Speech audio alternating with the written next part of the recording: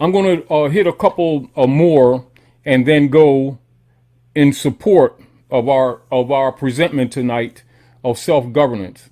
Now, in accord with the ancient Sabian Moorish culture and science, etc., and the principles of government that have been adopted over thousands of years among other nations coming from the old Moabite Canaanite peoples,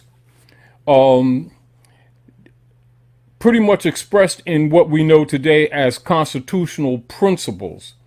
Now, a lot of times when people look at constitution principles, they're usually because of the way that most people have been taught, their mind immediately goes to the Constitution for the United States operating at North America.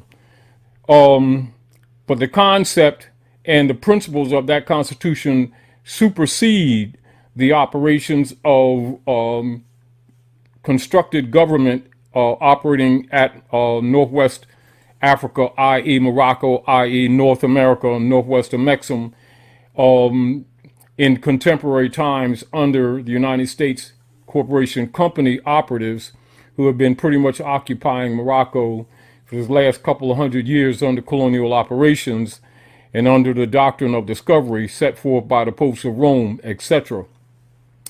And while the constitutional principles come from Muslim law, i.e., and more specifically, the Anasazi Moors, the Anasazi Confederation, sometimes referred to by the people as the Iqua Moors or the Iqua Confederation. So the Constitution for the United States is derived from the ancient Moabite Canaanite rules and laws. However, it must also be remembered that when you were talking Constitution, we're not just talking the written documents that you know as a Constitution. We're also talking about the 12 signs of the zodiac. You're talking about the numbers from 0 to 9. And you're talking about geometry, etc., and cosmology, astrology, which comprises the Constitution of the ancient Canaanite Moabite nation in modern times known as the Moorish nation, which pretty much has been what you call occupied under the hybrid Germanic tribes for the last few hundred years.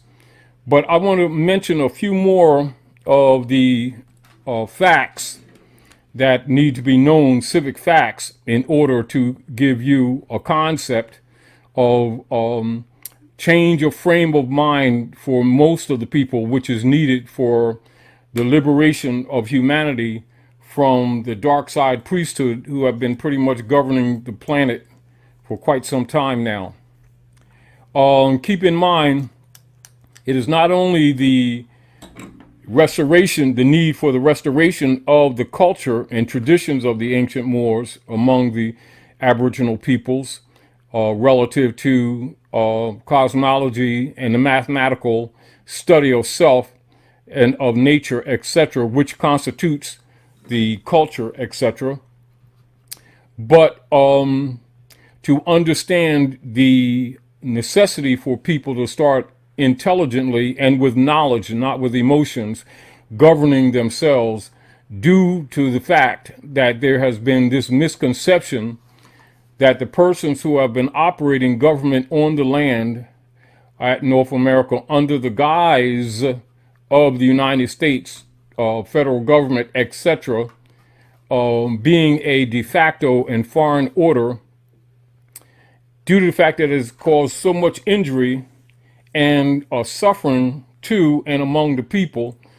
Therefore, it is more important as transitions are made in both consciousness and knowledge among the common people, and particularly among the people of the land, that we be better prepared for the changes that are taking place and the changes which must take place here on Midgard Earth. So I want to make a couple of more notes, and I suggest that you take cognizance of these notes, and then we'll go even into more detail of our discussion tonight. Fact: the King of England financially backed both sides of the conflict in the American Revolutionary War. And for your reference, you will see the Treaty of Versailles, July the 16th of 1782, and the Treaty of Peace 8, Statute 80. And as we mentioned the couple of weeks ago, and in between, we've had some people call and some people contact me even, off the show in relationship to this one, which we had mentioned then. You cannot use the United States Constitution to defend yourself because you are not a party to it. And for that, you see Paddleford Fay and Company versus the mayor and aldermen of the city of Savannah, Georgia, 438, 520. Again,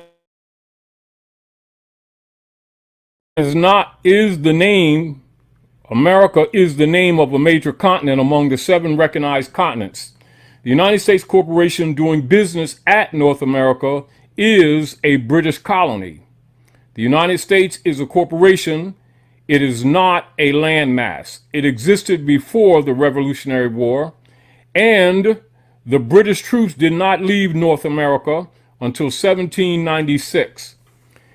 That's a fact, and is more established information for you to recognize that the concepts that the people have in general, that these persons who they've been thinking was a legitimate Congress and Senate operating on the land, thinking that they were actually constitutional officers, but yet in their experiences discovering that these people were doing more things to harm the people, doing more things to unlawfully tax the people, doing more things to unlawfully and oppressively regulate the people, doing more things to force taxation on the people, force drugs on the people, force contracts on the people with private corporations, and force the people to pay taxes for them to send into so-called other countries under the guise of foreign aid, while they were actually setting up private personal funds for themselves in other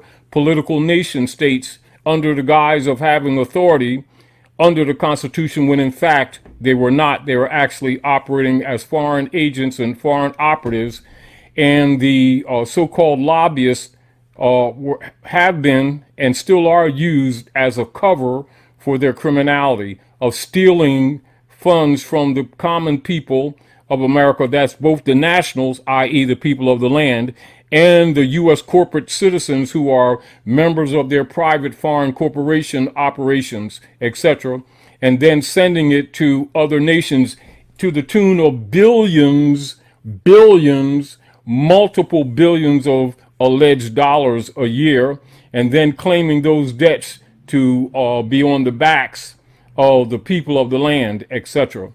And they have been getting away with it because the people don't know that these operatives are actually criminals, and that they're really trustees for the British colony. So the concepts that the people think that the so-called United States is an independent country was false and still is false. It's a British colony. That's a fact. Now, we know that the people have been going through a lot of pressure from the Whigmore Party split operatives, known as the Conscience Whigs and the Cotton Whigs, commonly known in these contemporary times as the Republican Party and the Ku Klux Klan Democratic Party. That is specifically the Republican Party operating on the land at North America is the split off of the Whigmore Party, known as the Cotton Whigs, and the Ku Klux Klan Democracy Democrats is known as the Cotton Whigs. I apologize, and the Republican Party is the Conscience Whigs. And people need to know what they're really arguing about, because what they're really arguing about is really two-body politics of foreign operatives known as Zionists. They are, in fact, Zionists. It has nothing to do with what you like or what you do not like. And they have not been operating in the cares or the concerns of the people, but have been operating in cares and concerns of the Queen of England, answering to the Circle Church and the Chancery on Fleet Street, England, i.e. the Bar Association, and then answering to the Popes of Rome and the Bishoprics of Rome under the Treaty of Verona, etc., with the determined interest and determined mission to overthrow the Republic, which is why you always hear them saying, whether they're from the conscience Whigs or from the cotton Whigs, always saying, quote unquote, relative to themselves, quote unquote, our democracy.